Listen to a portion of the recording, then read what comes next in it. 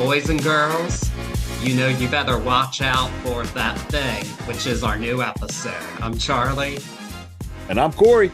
and this week we will be discussing the Miseducation of Lauryn Hill, the one and only album by Lauryn Hill as a solo artist. This was Cory's last pick for the month because it's one of your favorites, I understand. You know me, I always love Miss Lauryn Hill. It goes back to the Fugees, but there's something about her that I've always been drawn to. She not only is she a beautiful lady, but she, as we'll talk through here, is a beautiful artist. And at this time in history, she was all together too. So it was a lot easier to be happy and not worry for her, in a sense. But yeah, this is that jam. This was a packed record and one that I wore through almost. I won't say as much as the score as far as like her and the Fugees album, but I still wore through this album. I feel like everybody did back then, though. It was everywhere.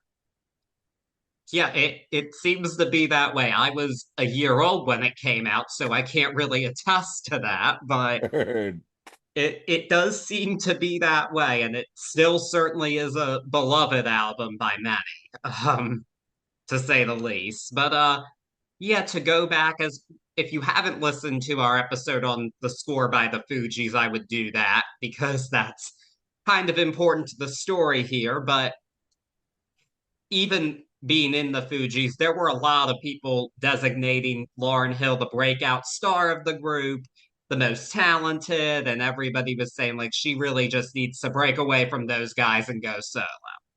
Seems like Yeah. many people were saying that, and she was reluctant at first, and she ended up collaborating with Wyclef Jean on his solo album, but he assumed that he'd be producing hers, and she said, well, no.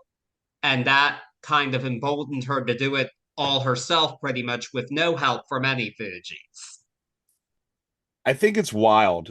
And I'll go as far to use the word pompous. I think it's a pompous move at that point in their tumultuous existence together to assume that you will be producing this album. Now, I wasn't next to them, and I don't know if they had made any business deals or talks of it, but I mean, you're talking about a relationship, a courtship between the both of them that ultimately ended in both of them marrying while inside of this wild relationship that they were going through that lasted throughout the Fugees.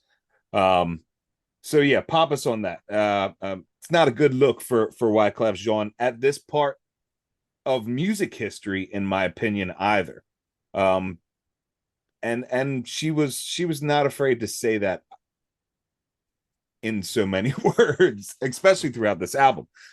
Talking about her being the breakaway star, we touched it a little bit when we talked about the score, but even then, after Blunted, everybody was like, no, this isn't a group. Like, get out and do your own thing. And they embodied that and embraced that. And in my opinion, that's where a lot of the inspiration for the score came from. And they say it throughout, throughout different verses in the score, but it was always adversity against, I'll start using the word now, against the machine, against the music machine throughout. And it really culminated here for her because the circus did okay, but it was never anything huge. I mean, it was okay. I shouldn't say never anything huge. It was an acclaimed album, but for her to step out, this crushed the circus. And You mean the maybe score? no, the circus was Wyclef Jean's Oh, album. I thought that was the carnival, I thought it was Look, I called. the I'm sorry. See, that's where it is in my brain. It was there, but it was never really anything to hang your hat on. I apologize to Wyclef there for misquoting his album, but I think there is a little bit of vindication at the end of the day throughout the way that this album took off for Lauryn Hill in that sense as well. Yes, and so interestingly, I found this very recently. A couple of years ago, Lauryn Hill provided an email interview to Rolling Stone actually about the miseducation of Lauryn Hill, which was a rare interview from her, and she, as I will quote this segment from it, she said, quote, when I decided that I wanted to try a solo project, I was met with incredible resistance and discouragement from a number of places that should have been supportive. So that had a motivating factor, but it was less about proving myself and more about creating something I wanted to see and hear exist in the world. Unquote. Yeah, and to think that, or to read and find out that some of these voices weren't even from a musical standpoint, where there were people actually saying, hey, Laura, I think you might want to rethink going through with this pregnancy, which is mind-blowing to hear and to read, that people were like, don't ruin your career by having this baby. So all different types of voices telling her not to do it, and she did it, you know. Yes, yes, she did. And just having all these voices, she really set out of her way. She wanted to, in her mind, make a positive album about trying to guide people and give advice, was basically how she framed it. And a lot of people would agree with that, I would say. And she did assemble a new group of musicians called New Arc to work on this album with her. And they had a very free flowing collaboration, it seems. And they put together the Miseducation of Lauryn Hill. And then the hot tea on that is they ended up coming back and saying, hey, you didn't put us on the album, or you didn't give us our what's the word I'm looking for, our shout outs here, Our our accreditation. credits. Yeah. um which settled outside of court, which was a mind-blowing one to read as well, even with the producer being behind her and being like, no, this was her genius. It's for someone who's uplifting, and I think, in my opinion, we're going to go through this conversation a bunch throughout this, but for someone that's uplifting and ready to bring everyone with her, it was very, very, very sad. I tried not to use that word, but it was very sad to hear that these credits were not given to such a large group. Yeah, some were retroactively given, but I mean, it isn't right to not credit these people. And she didn't pay a small amount of money. These musicians got $5 million from her. Yeah. And being a young person in this industry, that was not chump change for her Yeah. at circa 2001 when she handed this payout out. And it was easy for some to say, well, they just wanted more credit after the album's success.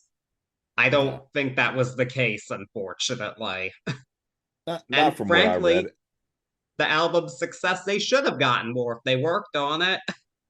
Of course, the way this one blew off, the 5 million out of court, in my own opinion, if you're settling out of court, it means that you might not have made it through court, in the sense of being able to come out unscathed. So that seemed like, okay, my bad. Here's five Yeah. million.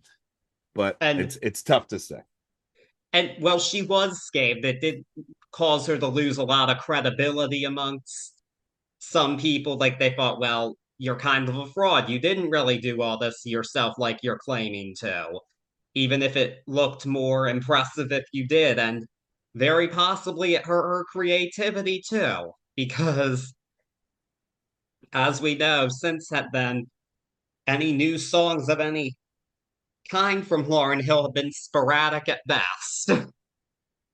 Yeah, yeah, and it's such a wild contrast. And I'll speak for myself, but I feel like it was something that people felt back then, but you could always feel that there was this almost half and half of people that were like, yeah.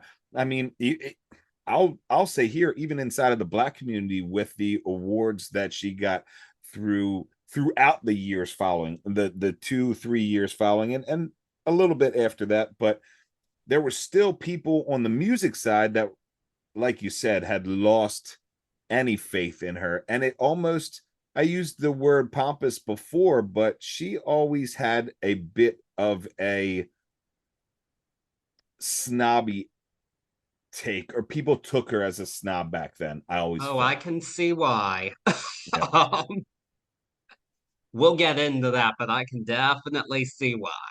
yeah. But me, Um, I was in love with her. yes, and so were many other people. Yeah, the anticipation for this album was immediately high, and it in its first week sold over 422,000 copies. At the time, that was the highest ever debut opening frame for a female artist. And it at this point has now gone diamond in the US. So that is Yeah. higher than the score. So she outbid it that on in terms of commercial success. And of course, it was a critical success as well. She was the most nominated artist at the Grammys that year. She won 5 Grammys, including Album of the Year. And it's regularly included on best album lists, including on the Rolling Stone 500 Greatest. It was all the way up at number 10. And it that made it the highest ranking hip hop album and the second highest ranking album by a female artist. Yep. She definitely had the world by the tail at this point. She definitely had everything going her way as far as album sales, as far as accolades for her solo album. Yes. Unfortunately, it takes a turn, and I we won't go all the way down that road. We'll touch what we have to touch throughout here, but for anybody who's listening, if you don't get enough education, no pun intended here, about Miss Lauryn Hill, she has a very roller coaster life, to say the least. Yes. It yeah, I would say so. And hindsight is 2020, but I think as we get into this album, we do see actually some signs of what's to come, but I'm sure no one saw it at the time, but it is hindsight's yeah, it is 2020. And does it affect how the album turn still holds up? For many it doesn't, for some it might. It's really a question I'm actually very curious to answer. I know I have some thoughts on it.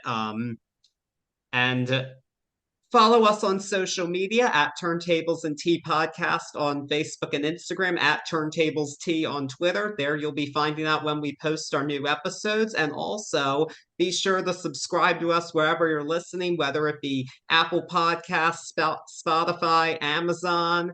We're on all of them. And also please leave us a nice rating and review. With that being said, I'm ready to dive into this bad boy. Let's do it. ABC Mondays.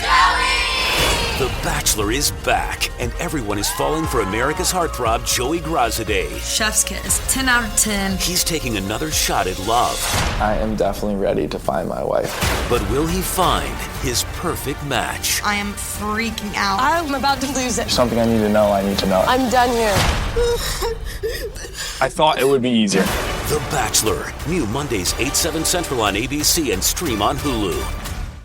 Alrighty, so we begin with an intro, which kind of serves as a framing device for the album, which is a classroom, and we do hear spoken interludes of high school students talking about love and what it means. That's kind of the framing device of this album. And there's a roll call, and they call out Lauryn Hill's name, and she's not there because this is the Miseducation of Lauryn Hill. And even on the album cover, we have the illustration of her in a pencil slot on the desk. So that's kind of our framing device here. And my favorite thing about this intro is just it kind of reminds me of Ferris Bueller's Day Off.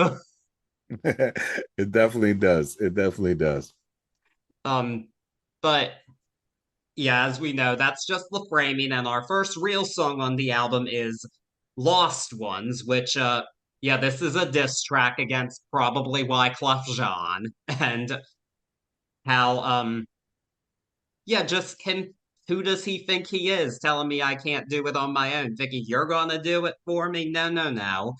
And she definitely stands her ground here, to say the least. I mean, you might win some, but you just lost one. And this song, actually, was released ahead of the album as a promotional single. Her management sent this to Chris Schwartz of Rough House Records, and he had limited 12-inch vinyls of it pressed to send to radio stations and clubs across the country. And this helped the album get even more hype than it already had. So that definitely helped solidify all of this into legend. And this is regularly considered one of the best hip hop songs ever, because this is just Ms. Hill rapping here. Yeah. So people can say what they want, and even Wyclef Jean can say what he wants. But I'll paraphrase Praz. He was quoted being like, he knew it was about him. He's not going to say it's about him. She's smart enough never to pinhole it, but I'm telling you right now, and it's maybe a little bit, and you know what, I will say it's a sad thing, because that part of the machine, even as hard as this song hits, to send that out early is nothing but riding that drama, because the public knew that drama. Okay, so we're going to throw this diss track out, and I'm going to even go out on the next level and say this was never supposed to be the first track of this album, because the way that this, and I've always felt this way, but the way that this intro, that classroom sets, it is almost perfectly set into X Factor if you let it be whole, and at the end of this, just the back and forth goes in. So the intro for me has always fared better going into the third track. I feel like this was really behind anger. I mean, of course, the song was behind anger. You know, it was definitely at Wyclef. This was, you married somebody else, you did your own solo, you just lost this one in so many different ways. I mean, when Lauryn Hill starts a track off in patois, you know she's about to kick somebody's butt. You know, when you get that raw Lauryn Hill, you know it's coming. And this beat is so simple that this track is all her. Okay, even though she set out for this new sound that she was talking about, she didn't, you know, want to be in the refugee type of sound per se. This is 100% old school Lauryn Hill, and that's why it sings. Do I think it was meant to be here? No. Do I think it was a very smart move popping this in here? Yes. In a machine sense, if I have to be the machine right now, was it a smart move sending this out ahead of the album? Of course. This caught like wildfire back then. I love this song. That being said, you know, there was the recording engineer on this, Gordon Williams, said that he knew this song was going to hit when he was down in Jamaica, and she's got all of Ziggy's and Steven, everybody's kids, all the Marley grandkids running around her, and they're almost finishing every last word of the rap verse. I mean, this is that one. This is, I mean, it really is a fitting start for this album, again, in my opinion, because she starts out super hardcore L Boogie rapping, and we get snapshots of this beautiful voice that we know is there and snapshots of this beautiful sound, but she's not ready to give that all to us yet, in my opinion. And you know, class is in session at this point. She's about to school us all, and this is how she starts it off, and can't take it away. It's a great track. yes, class is in session, and we are going to get into this new sound that we're discussing and leading up to with our next song, which is X Factor. This samples It Can All Be So Simple by the Wu-Tang Clan, one of your Corey's favorites. Yeah. And this one is again probably about definitely about Wyclef Jean, but this isn't an angry song. This is a sad song. This is a heartbreaker, because it's no one loves him more than her, but no one's hurt her as much. And we just hear all of those complex emotions in this song. And the lyrics, I would say, are pretty direct. I don't think there's great poetry being written with them, but it's her vocals that elevate this. You hear every ounce of all these conflicting emotions in the song. You hear the love, you hear the sadness, you even hear some of the anger just in her vocal performance. And yeah, this has been a beloved song since. It was the second official single from the album, and it made it the 21 on the Hot 100, and top five in the UK and Iceland, which definitely solidified Lauryn Hill as an international star, somebody who made music outside that was going to be popular outside of just her home country. But funny story, even though it only reached 21 back in 1999, it did top the charts in 2018 in sampled form with Drake's Nice for What. And the sample is the entire backbone of that song. So I would say at that point, yes, this song did top the charts, actually. Now it has. That's a good point. I mean, this song is built on a pillar of covers, you know? Like you said, it for me, the reason it hit so beautiful back then is because we already had that Wu-Tang Clan Can It All Be So Simple. But then that was a sample of Gladys Knight and the Pips doing a Barbra Streisand song called The Way We Were, you know? So this, I mean, it just stacks and stacks and stacks. Such a beautiful, beautiful pillar of music throughout on this one. I'm 100% with you on this. You feel Lauryn Hill on this. It's straightforward. It's a straightforward love lost song, but I marked it at 341. That's where I really felt the most hurting from her vocals, and it was so powerful. I love it. I also really enjoy the back and forth of the backing vocals against the last word. We'll see it again in a couple songs through this, and it lends itself to this doo-wop or this 60s soul type feeling that she embodies in a lot of her work. But I really love it here. And then we get a cool, really cool guitar piece to bring us out of this by a man named Robert Brown, and it almost goes into another guitar piece, which is going to be our next track. Yes. Yes, the classic soul vibes of X Factor are going to continue a bit on our next song, which is To Zion. And this is a dedication to Lauryn Hill's firstborn son, her first of five kids with Rohan Marley. They had a lot of kids, those two. Oh boy. But yeah, as we said earlier, when Lauryn Hill got pregnant, there were a lot of people saying, like, you can't have this baby. It's going to kill all the momentum you have. It's going to kill your career. A lot of people were pressuring her to have an abortion. And she even says in the song, everybody said, think with your head, but she chose her heart instead and had this baby.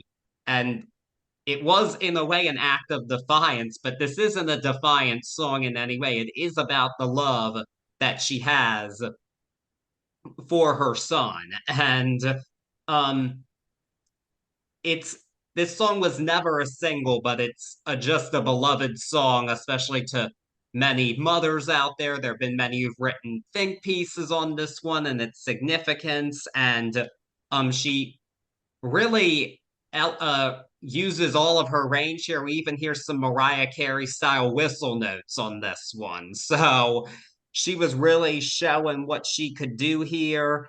And yes, the guitar person we mentioned on this song is none other than Carlos Santana, who, interestingly, he was ahead of a huge comeback of his own the following year, and Lauryn Hill guested on his comeback album the next year. So she did repay the favors to both of the featured artists.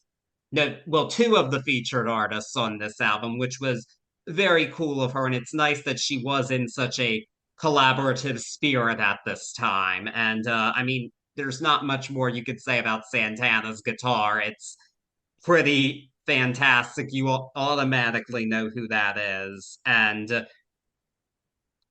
it wasn't like her other stuff. It actually, Tommy Mottola at Columbia was not fond of this song at first because he wanted a Fugees record without the guys, and that wasn't what he got. But this stayed on there, and the record is definitely better for it.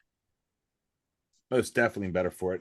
Mottola had to know, and you can even tell it doesn't exactly fit this album, but there's no way I could imagine this album without it. This is the one of the best new mother songs written by a new mother I've ever heard. It's such a beautiful, beautiful song to your new baby, and that being such a life-changing thing. We didn't even talk about it, but she was in a huge writer's block before getting pregnant, and then she wrote 30 songs coming into this one.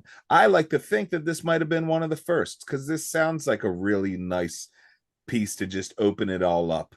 She goes all the way on this one, though. She even early into the song starts to not so much use point on biblical references, but even says, the angel comes and tells me I'm gonna have a man child. I in no way is she saying she's the Virgin Mary, but just this blessing bestowed upon her, and the fact that, and I can't say it enough, the mind-blowing fact that people were like, you should have an abortion is so crazy to me. We're not even going to go down there, but such a beautiful, beautiful piece right here. You hit it. I had that Mariah Carey in there. She hits all the way up there. I really tried to go through and think. I don't know if there's another piece that I know by Lauryn Hill where she gets that high. She really 100% of her existence is right on this track, and that's why I love it.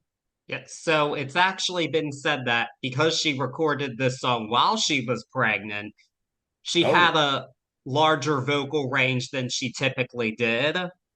And that was why she was able to hit these notes. Because when it came to touring, yeah, she couldn't do it. And I don't think that was easy for her to have to be put through the ringer like that on tour and not be able to hit the notes. But well, I just hope that Zion knows that he was actually on this album too, because that vocal range came from him being in the belly. That's super cool. Thank you for that one. That's an awesome one. Yeah, so it definitely helped a lot with this one, but yeah, who knows? All those other pregnancies, we could have gotten more whistle notes from Lauryn Hill. Heard that. But speaking of the Bible, as you mentioned earlier, that was one of that we just kind of did the first of many biblical references on this album, and we've got another one in our next song, which is Doo Wop That Thing. Yeah, this is well, based on the title, it has a musical backing based on doo-wop and 60s soul. And this one is equal parts singing and rapping from Lauryn Hill.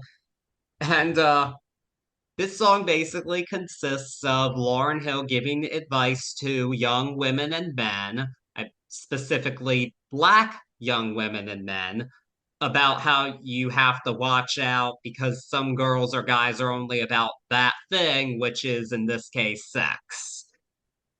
So this song is beloved by many. It was the first official single released months after the album was released, and it debuted at #1, making her the first. It was the first solo hip hop song to debut at #1 on the Hot 100. So and it's still a highly streamed tune, and it's called one of the greatest songs of all time, and it's the one people think of because it was a #1 hit.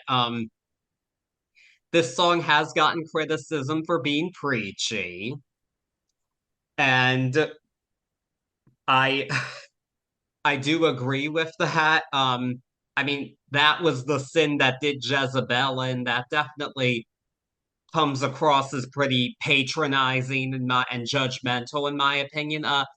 It's not enough to make this not a great song. I think the music is so strong and the hook is so strong that I still like it. I didn't love this the first couple times I heard it. I think the transition between the rapping and the singing was a bit jarring for me, but it has grown on me over time, despite the preachiness. That's wild. I never knew that it got so much flack as far as being preachiness. I always thought this was a very, very positive song. And maybe it was because I was a young teenager at the point, but it sang to me on all levels. If you don't mind me asking, Why do you think that it's just to the black men and women? Or I'm not even saying you. Why? I didn't see that out there. I didn't feel like it had anything that was just like super pertaining to them. That Um, was just from kind of articles I read was how people interpreted it. Take it. Yeah, I would hope that people would open their minds a little bit on that one, because I really think that sex is the one that is immediately to mind. But for me, when I break down these lyrics, I really feel like the ultimate underlying theme here is that thing is not necessarily sex, but more so trying to be something that you're not, on top of this courting ritual and losing yourself inside of it. And I always thought that that's where this sin that did Jezebel in reference made sense to me. You know, another one that always sticks in my head is when she's telling the ladies, you know, watch out for the guy who's all concerned with his rims and his Tims and his women. But that was that narcissistic viewpoint on the flip side of the coin that she was trying to get everybody out of thinking. So that's wild. That's a wild one to think. As far as this song goes musically, I mean, I've always thought it hit. I love those syncopated keys that just drive us in there. This was a music video that I will never forget. It was such a cool video. I don't know if you've seen it, but I it's like have. yeah, it's such a Split awesome screen one. between 1967 and 1998. Yeah, I always enjoyed that one. This was just always a feel good song for me. It's wild to hear that. It's wild to hear that that criticism laid so heavy. Yeah, I've But yeah, seen more than one reading or video mentioning it, actually. well, hey, another viewpoint that I'll go back and try to pick and see if I agree. At this point, I don't think I do, but I do have to give it its flowers on being, you know, the number one on Billboard Hot 100. This song was everywhere again back then. This was that one that everybody was connecting to. Again, I was a young teenager, so maybe it was that, but it definitely always and still does. It hits for me. Yeah, and the song does hit. I do think the criticisms are valid in some ways, but I do still think that the song hits. And as the Tom Bryhan of the Stereo Gum number one's column said, this doesn't stop doo wop from being a truly great song. No, But he no. did mention the preachiness as making it his least favorite song on the album. Really?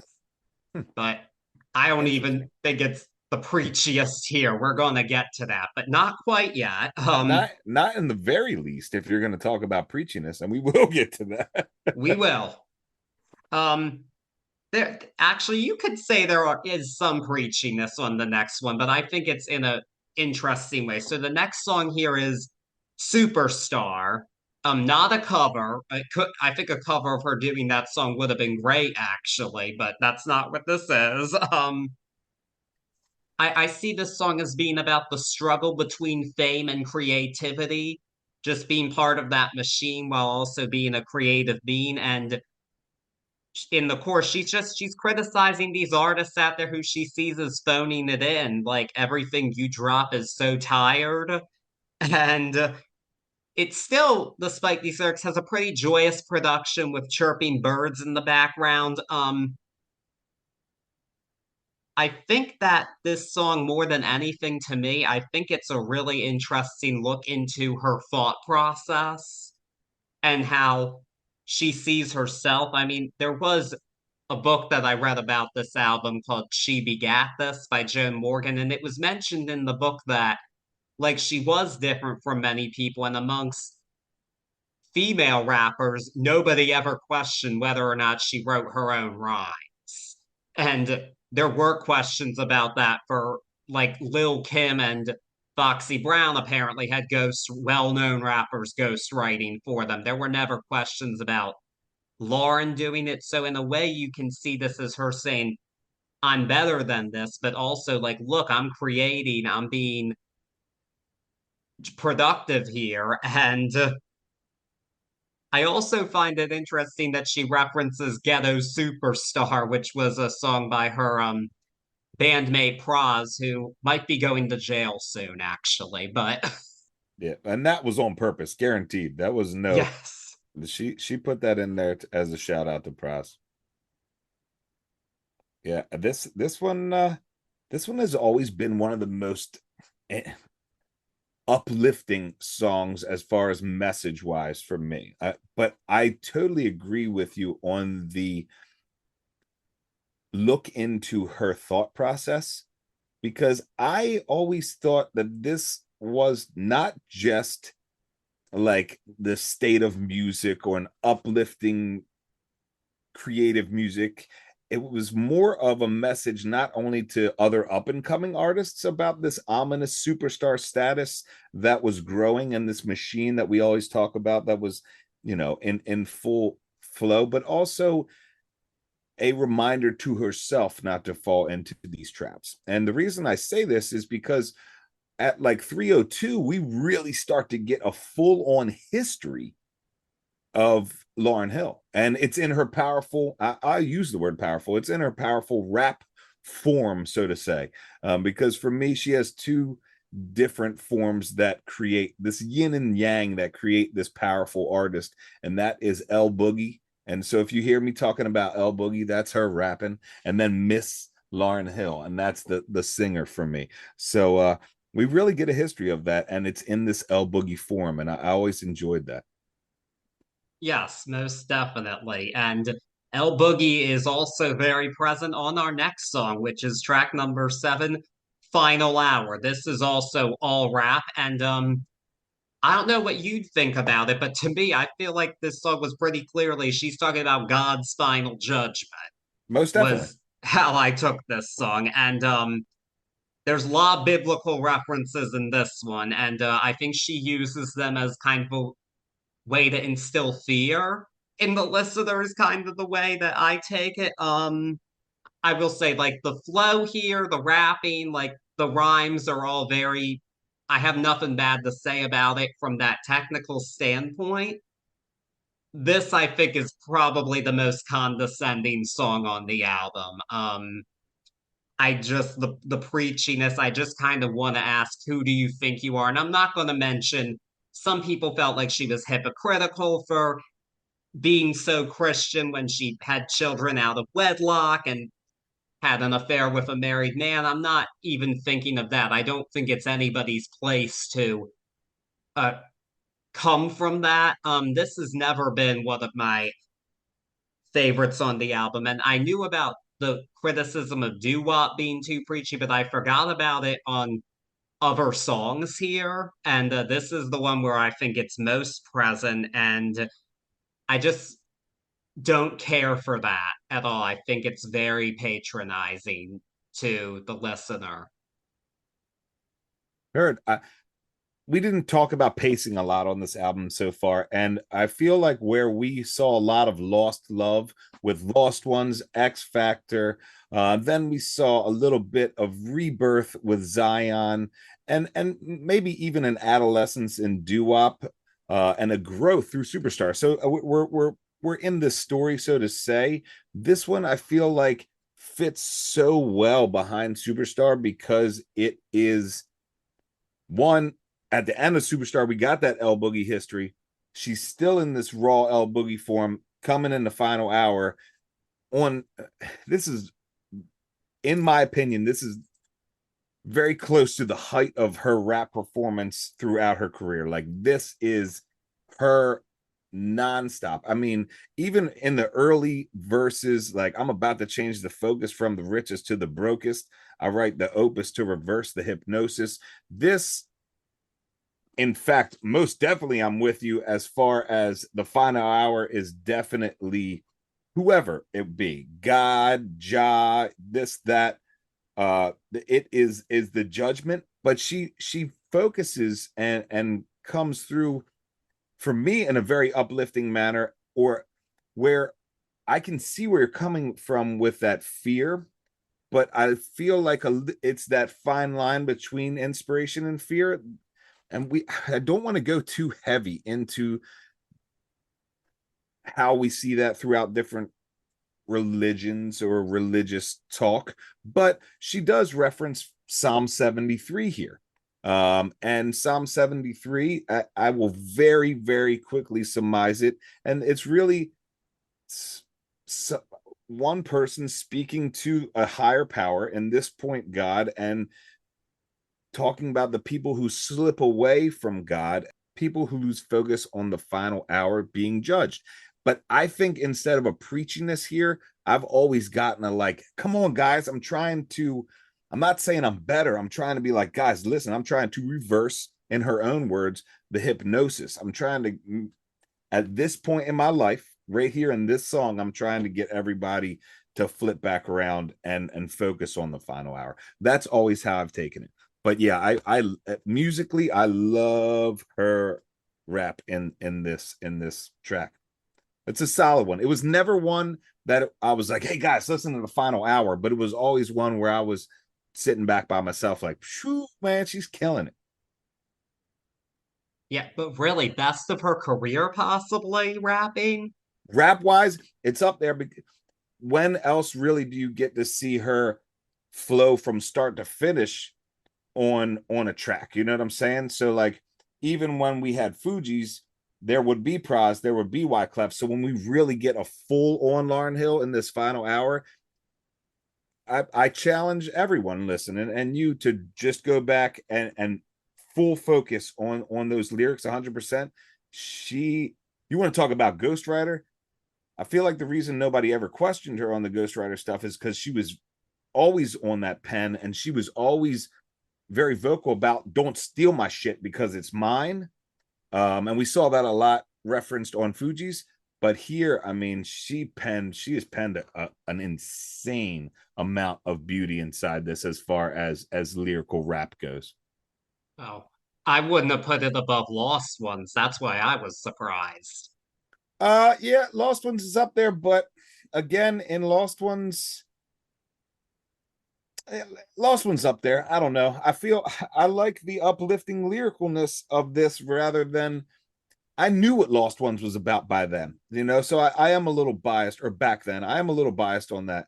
It was always that in your face diss track. That's why I like this one better. Alrighty then. We are definitely two sides of the same coin on the coin on this one, but Heard that.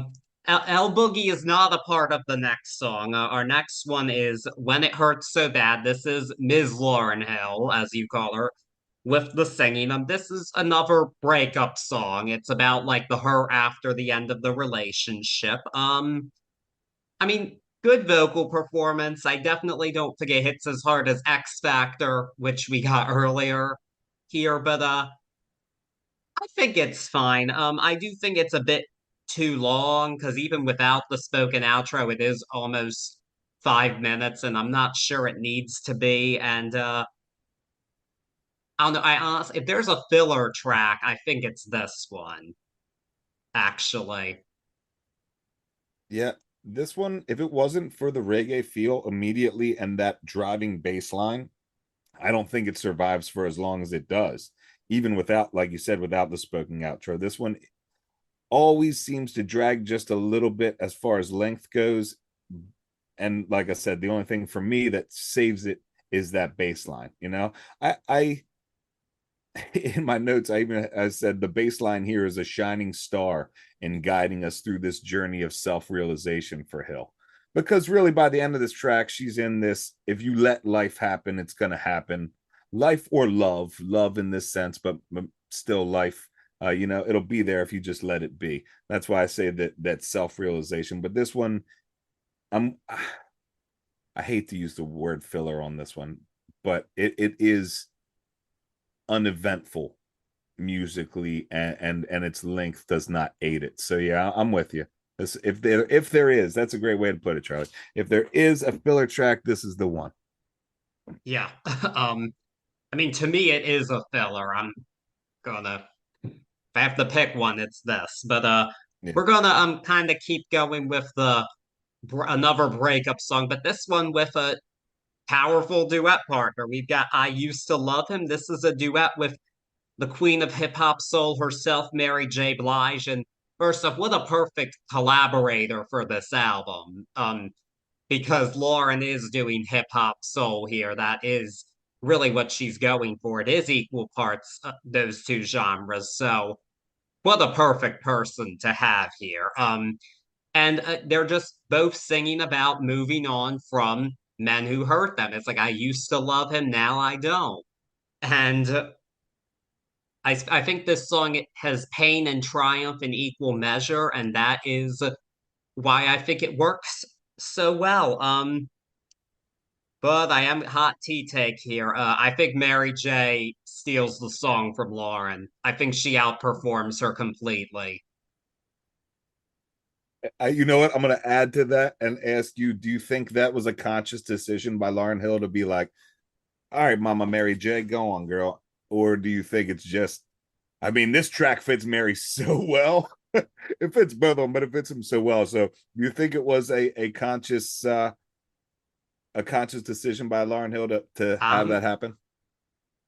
No, I think it just was that perfect of a song for Mary Jane. She went in and did her thing. All right, I'm with you. I'm with you. She killed it. Yeah, this one, I mean, this is one of two on this album that starts out with a hook. And them on the hook straight off this is that naked harmony in the front of this song with the beat slipped in under it is pure genius. And like you said, like we just went through, you couldn't have picked a better track for Mary J. Blige to be on.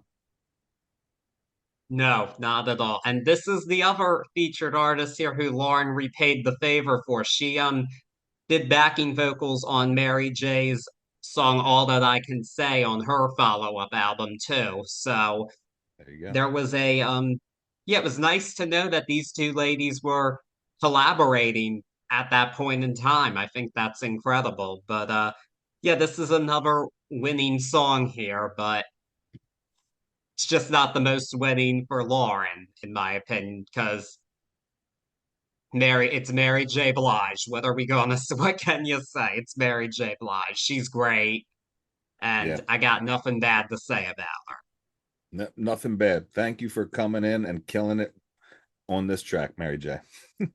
Yes. Yes. But sadly, there is no more Mary J. Blige on this album. I wish there were, but there is not. Uh, the next track here is Forgive Them, Father, which is probably a diss track towards Wyclef Jean here. But again, this time we're using the Bible. She's asking the Lord to forgive these boys because they don't know any better. They don't know what they're doing. And well, that's definitely a unique diss track. I will give it that. I do think it's still a bit guilty of that preachiness, but I mean, it's definitely not this kind of diss track you were hearing from other people. I definitely gotta give it credit for that. This one features Jamaican dancehall artist Shelly Thunder. I do enjoy that we get some of the dancehall sound that does add to the musical palette of this album. Yeah, this one, it's just very mixed feelings for me. I think it's a solid diss. I think it's creative. But again, I do think it's a little too preachy. Yeah, and I think that's the impasse, that we're gonna be on the other side throughout this. I don't know if this one hit me as a Wyclef knock. It's definitely I wouldn't even in my opinion, I don't think I'd use diss track here. It's more of or I like to take it on the fact of exactly what it starts off as. And I said in the beginning of us going on this album, if you hear Lauryn Hill come in on a patois riff, and especially this one, which is a riff on a patois riff on the Lord's Prayer, and then here we go again. This is the second one that I was talking about, but another fire hook right off the beginning to set us off. But yeah, this one, it kicks butt, but it kicks butt in the same way that I think, I'll say for me in Christianity, which is how I was brought up, forgive them, Father, they know not what they've done. I think this really stays on that same line of not really so much for me a preachiness of look what you did wrong, but more so of just asking forgiveness for people who don't even know what they've done. And I think this song sticks that landing for me. And of course, there's more El Boogie on it, which is an added bonus for me here too. And musically, I really love the sounds on this, the hybrid here of like that reggae dancehall, not like the hybrid of that reggae dancehall mixed with this contemporary beat. I always jammed. I this is a banger on the album for me. All righty. There we have it. Yep, just goes to show you. I think it's really cool how these songs can be interpreted in different ways. Most I definitely. think that is the hallmark of great songwriting. So, but yeah, we're gonna keep things going with track number 11, which is Every Ghetto, Every City. I mean, I could tell just from the title, this was a song probably inspired by none other than Stevie Wonder, and that would be Cracked. It's a song that I think she's really reflecting on her upbringing here, and the Simps definitely sound like higher ground, but that's not a bad thing because Stevie Wonder is also great, just like Mary J. Blige. So I'm not going to complain about a song sounding like Stevie Wonder ever. You're not going to ever hear those words come out of my mouth. So, um, I am very happy about that. And I think this is a really thoughtful autobiographical song. It really does kind of explain that worldview that we're hearing throughout this album because it's what she saw. She saw good and bad in her formative years. And um, yeah, this appears to be the least streamed song on the album outside of the intro, and I do not agree with that at all. I don't think it should be. This one definitely deserves some more love. I am a fan of this one for sure. Yeah, funky off the jump, man. You said it the best. Those clavicle synths right there takes you to that Stevie higher ground place, and I love it for that. I love this look, this candid look, this happy look. This is one of the, I won't say only, but this is a very happy look into Lauryn Hill, and we don't necessarily get that all the time. But this one, it is victoriously happy. And I really, again, and I'm, I know we've been going back and forth about the preachiness and some things, especially her quoting stuff from the Bible, but to use even the thought of New Jerusalem, and for her to use the thought of New Jerusalem and to reflect on how her life is reflected in her New Jerusalem. And when I say her New Jerusalem, I mean living her best life. This is the promised land in quotation marks, this New Jerusalem. So for me, it's really an awesome look at her own life reflected in her best life at this point in time when she's writing this song. And I really enjoyed it. Hot tea take, if you want to take it as a hot tea take. I didn't remember this song being on the album. And I used to jam on this, not because of the lack of musicality, not because of anything. I just don't remember rocking this one back then, and I've loved this song. I went crazy for this song over the past week or so. So just another reason why I jammed. This is a really good song. Sergeant and Mr. Smith, you're gonna love this house. Bunk beds in a closet? There's no field manual for finding the right home. But when you do, USAA Homeowners Insurance can help protect it the right way. Restrictions apply. The friendship is sharing deal. Because I want one of your McNuggets. And I need some of your Quarter Pounder. There's a deal for everyone at McDonald's. Get one favorite like 10-piece chicken McNuggets, a Quarter Pounder, or a Big Mac, and get another for just $1. Price and participation may vary. Valid for item of equal or lesser value. Yeah, that it is. And I don't find this one to be preachy at all, actually. So Heard. I think fortunately I'm done with that portion of the album. So Heard. And I hate to think it, and I try not to ever do a real pessimistic look, but this one is so happy.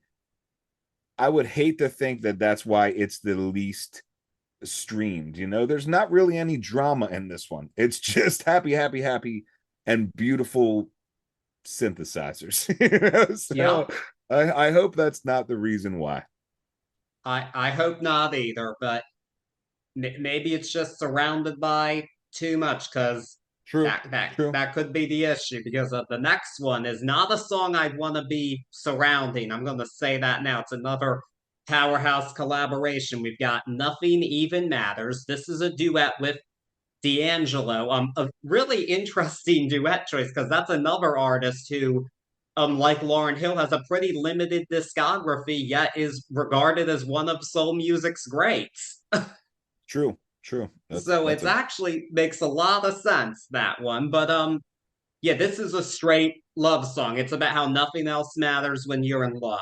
And again, I think that these two singers have great chemistry. I think they really blend together well and complement each other. And yeah, this is a incredible duet. I think the singers are pretty evenly matched here, but I think we need that for a love song. It's not a Mary J. Blige situation here, but it doesn't need to be for this. And yeah, this one, uh it's a beloved song even without this being a single, but it definitely should have been a single. That was a error in judgment on the part of Columbia Records, I think, not making this a single, because I think this would have charted quite high, actually. But that's just me. Yeah, I can totally see the sexiness of this song with D'Angelo, and I won't take anything away from them both, but I'm on the total opposite side. I always have been on this song. This song has never hit correct for me. Really, a lot of it not hitting correct for me is the musicality of the composition itself. It where it's on the album for me too, it slows the album down, but like even so, just you could slow an album down, but even the click track on the back of this, the snap track, doesn't make sense. It's almost like they're singing on top of a track that's not theirs. They riff off each other, and it's fun when you hear them do it, but a lot of it just feels like jam filler on this track for me. I'm not saying it's a terrible song. It's for me, it's an okay song, but definitely not my favorite. We if you're a first time listener or a long time, you hear us every once in a while say gun to the head. This had to be gun to the head for me on this album. I wish you guys could see Charlie's face right now, but it is not in jest to my partner over here, but just the honesty and the different takes throughout this. He has his hand over his eyes. Are you sure it's not in jest? Because it is not in jest at all. I would never do that. I was very surprised that you connected with this song like that when you started your take on it. But that's just us. I mean, yeah, I think this is such a beautifully done song, and I think the production's pretty immaculate, actually. I love everything about it. Wow. Yeah. And you know me, I try to do a Silver Linings playbook, especially when it comes to music or musicality inside. But this one, it just doesn't hit for me. It just feels so. I'm not going to walk and beat it up some more, but it doesn't hit for me. Okay, I was not expecting that. But anyway, moving on to track 13. Hopefully this isn't an unlucky song for us.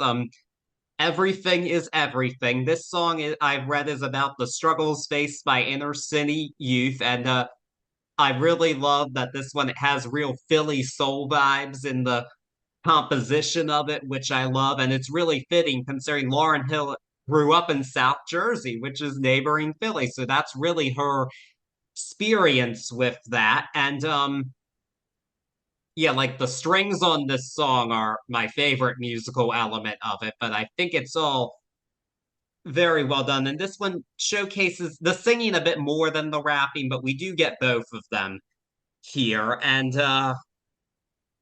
Yeah, most of all, this one for me, I think like her flow and vocals are great, but I just more than anything love the composition of this song. And the piano here was played by a young man named John Legend. He was only 19 at the time, but he went on to do quite a bit more work than Lauryn Hill after this album, actually. So who would have thought that would have happened? But that is that is how things went. But in the meantime, this became his first hit. This was the third single from the album, and it made it to 35 on the Hot 100. I can see why it was chosen because it does have both the singing and the rapping, and I do love the classic soul sound of it. It wouldn't have been my first choice for the third single. We already know what my choice would have been, but I can definitely see why, and I do think that this is a very optimistic song. I don't find anything patronizing about it, and I think that's nice to hear on this album.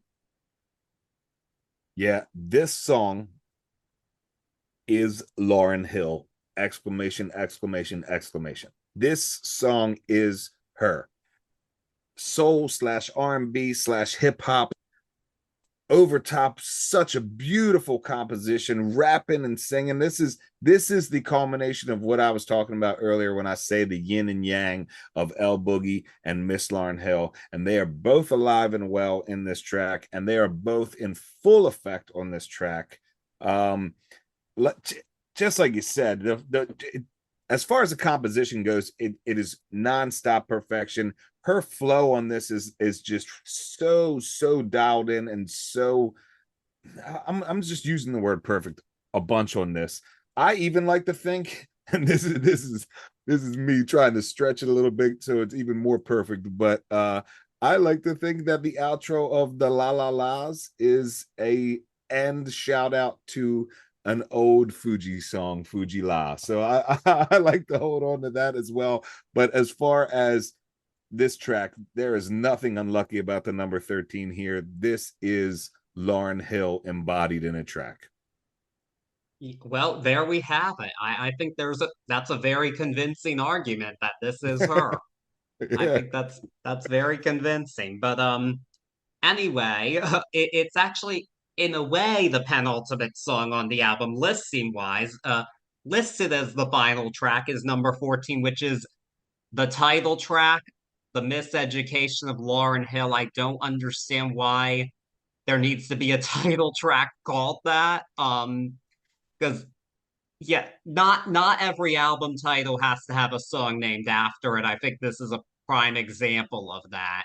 I think even just calling a song Miseducation would be better, but I digress. This is a pretty simple piano ballad. I interpret it as being about learning from the school of hard knocks. And I think she's kind of telling the people to choose their own destiny based on a quote that I read from her. I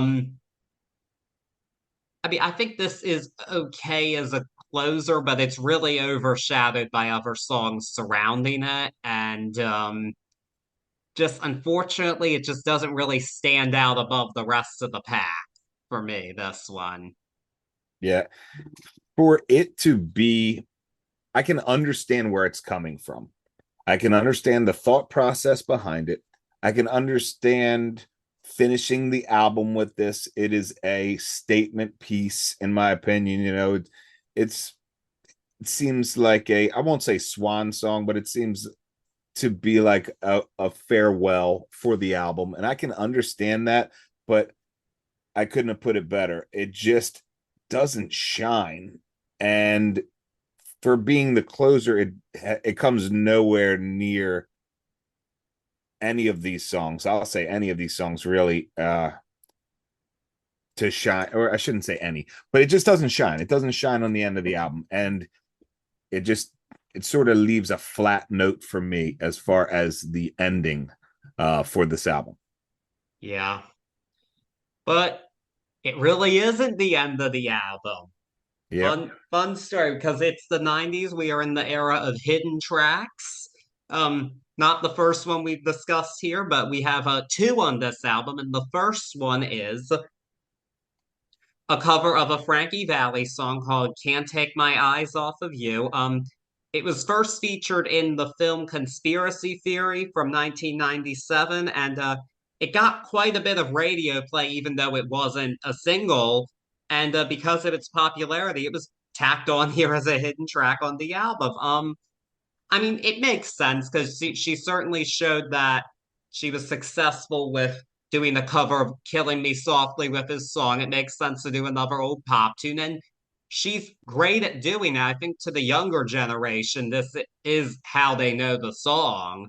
To the not Frankie Valli generation, is this Killing Me Softly? No, it's not, but I do still enjoy it, and I think it's a very strong cover, and she again sounds great singing it, and it's well produced, and I really don't have much else to say about it, but I think it's a winner, I would say. It's definitely a winner. I was convinced that this was on the album somewhere back in the day. I don't remember this being a hidden track. I'm glad you said that it was on a soundtrack and released early, because this was all over the radio and I couldn't find why I had memories of this being so saturated out there. Yeah, it's a great cover. It's a great cover. Is it Killing Me Softly? No. But it is her, she has her own take on it. It's not just a strict sing me a Frankie Valli song. I like the doo-wop run in there. You get the hip hop feel in there. I enjoy it. It's a good cover. It's a good cover. Yeah. But there's a second hidden track. Who knew? This one is Tell Him, which is the cover, which is the name of a 60s pop song, but it's not a cover, it's an original. And it's a love song of some kind. I think it's probably I interpret it as being about the love for her son. But some others think it's about Jesus. It could be about her partner. But it's interesting. This is actually one of the most streamed songs on this album, even though it's a hidden track. It was in their top 10 most popular on Spotify when I checked. I wouldn't give this more streams than Every Ghetto, Every City. I don't know why that's the case, but I think it's a very pretty song. I really like the gospel vocals on it, and it does end things on a very nice low key note. But is it as good as the other hidden track here? No. No, it's a beautiful song in its own right. It's a beautiful love song in its own right, in my opinion. Is it a blow you away track? No. I do enjoy, and I'm glad you said some people, Jesus, some people son, some people husband, because this is one of the ones that I went through a bunch of times and had myself convinced on all three. So it was great to hear you say that, because I do enjoy, we always talk about that, but I enjoy when it's not cookie cutter in front of your face, open for interpretation. And I think this song does a great job being open for interpretation as far as what love, regardless, it's an unconditional love from the way she states it throughout. So it's a neat song about this unconditional love. I don't remember this on the CD either, but maybe I didn't make it through that far as a hidden track. Like, this was definitely on the original pressing. I believe so, yeah. Yeah, I heard that. I'm not an expert there, though. I tried to hunt it down, and it looked like it. But this is definitely one I think would have worked well in the middle of this album, in all honesty. I think that, yeah, it could definitely be put on this. So it's a cool one. It's a cool one, and it's always neat to go back and relive the hidden tracks. That it is. I'm not going to disagree with you on that one. Hidden tracks can be quite fun, I think. Yeah, most def. And well, there we have it, the Miseducation of Lauryn Hill. Definitely one of the biggest albums we've covered on this show, but just wow, yeah, we did it. Yeah, man. It is I feel like it's a longer album than I remembered it being. And not in a negative way, but I will say, in that CD era, they really wanted to put as much on there as they could. There you go. That was the way of the world, it seems. Now, this was your pick. I'm just curious. Now, this album turns 25 years old this year. What is your grade for this album at this pivotal anniversary year for it? I I really had a wild time with this album, breaking it down. I really had a great time. There were times where I was a little angry with this album because some of the nostalgia that was inside of it didn't seem to hit us correctly early on in the process of going through it. But as I brought it back into these old listening ears, I really remembered a lot of the beauty, and I found a lot more. This one is, like we just said, 16 tracks with the two hidden ones. This one isn't the shortest album of all, and it has a misstep here or there. It really does. But for Lauryn Hill to be in the place she was inside of her career and really take a step back and do this solo album, I think it packs a knockout punch that I don't think everyone was expecting. And I still think that that knockout punch rings true to this day. I am going to go ahead and give this one a B plus. Wow. I actually have the exact same grade for this one. Wow. Yeah, it had been a few years since I'd listened to this album front to back. There were some things that I just didn't really remember, and there were some things listening to it this time. I was like, I'm not sure I really like this a whole lot. Like particularly some of what I felt was condescending in the lyrics at times, but I think it's really cool how we can interpret the songs different ways. And the highs are very high. I'm not going to take anything away from those, and because of that, I will give it a B plus. Now, I am going to mention what we know now. There has been, this is not the most known thing about Lauryn Hill to everybody, and even those who know about it don't know much about it, but allegedly, in the few years after this album, she got involved with a religious cult leader named Brother Anthony. And I know the closest we got to a follow-up to this was an MTV Unplugged 2.0. And that has some real rambly, culty like religious monologues, and even some of the lyrics are a bit like, whoa. But there it's more of an issue than it is here. But I just think there's some precursor stuff here to that, which maybe does color my perception a bit. And yeah, that's really kind of where it is. I guess first we'll do our favorite song, and then I have a question for you actually about this album. Before we do that, that's super valid though. It is very valid.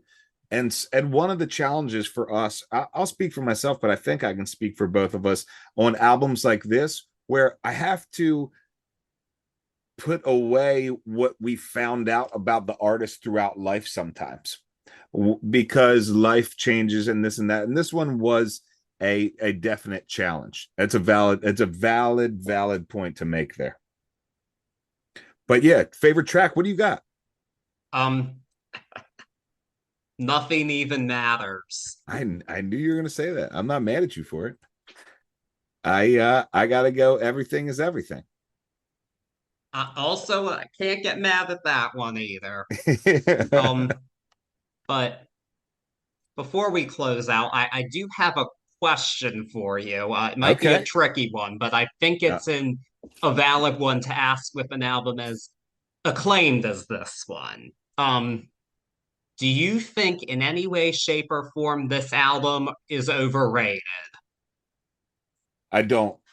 I think I'll go out on a limb and say I think it's underrated for the same fact that we just stated, not in its time, but as time has gone on, in the fact that we just stated, where there's, I alluded to it earlier when I said, if we haven't educated you guys enough so far, go out there and check this out. And we're not going to sit here and bullet point her life, But throughout all of what we know, I think it gets bad press and people don't listen to it because of that. It's very akin, in my opinion, to when there was that huge rumor that she had said, I'd rather have my baby starve than white people buy my album, which throughout time has been debunked. But it's that it gets underrated because people get caught up on the things that aren't the music. That's my answer on that one. I don't think it's overrated. Do you? Yes. Really? I mean, I get what you're saying about how maybe the events since can change our perception of the album, but the fact of the matter is this was in 2020 ranked the 10th greatest album of all time. This album is still streamed a lot, and this artist is still really highly regarded by many. I mean, frankly, based on her history of showing up on time to concerts, she shouldn't be getting booked anywhere, but she's still getting quite a few big bookings this year. Heard She was that. booked at the Roots Picnic, and it's off the back of this album. And frankly, that's happening. I think that I would have to say those bookings hopefully come from people that still know that Lauryn Hill that was encapsulated on this album and still know the artistry that is inside of her. And I would like to think that they're forgiving people that hope that the best can still come out of her, or more music. That's the only thing I could think. That's the only reason I would book an artist that I knew was problematic. Out of sheer hope and love. So that's I think it has to be love and hope. I mean, I certainly silver lining playbook. I certainly hope so, but I just frankly think there's, even in this hip hop soul genre, I think there's better albums. I mean, I can't even bring myself to say this is better than like Mary J's My Life. But maybe that's a different discussion for a different time. And I like that discussion. I like that discussion. But my big hot tea take, this one is definitely controversial and probably the basis for another future discussion, but I do not think this should have won Album of the Year. Shit. What'd it go up against? It went up against 4 other albums from women, and there is one that I believe should have won, and that is Madonna's new motherhood album, Ray of Light. Don't make me curse at you on this podcast. That's a biased opinion if I ever heard one in a million years. And I'm sorry that I have taken a shot at your journalistic integrity. But I know you well enough. You really think that Madonna album's better than this album? Yes. Then yes, it has spurred another podcast, because we should just start doing like a round robin tournament at this point of albums, because I don't know if I can be with you on that. Oh. But you know what? I'd love to talk about it with you. I know I love Madonna, but Ray of Light is that good, actually. So yeah, I don't know, man. That's yes, you have sparked another topic of conversation, but that's nowhere near where we are right now. That's another 2-hour one. But yeah, I'd love to do that kind of stuff. Let's pit them against each other, gladiator style. I'm with it. we may be doing that very well in the future. Who knows? But in the meantime, we should probably move what I'm about to say up. I got you. You know what it is.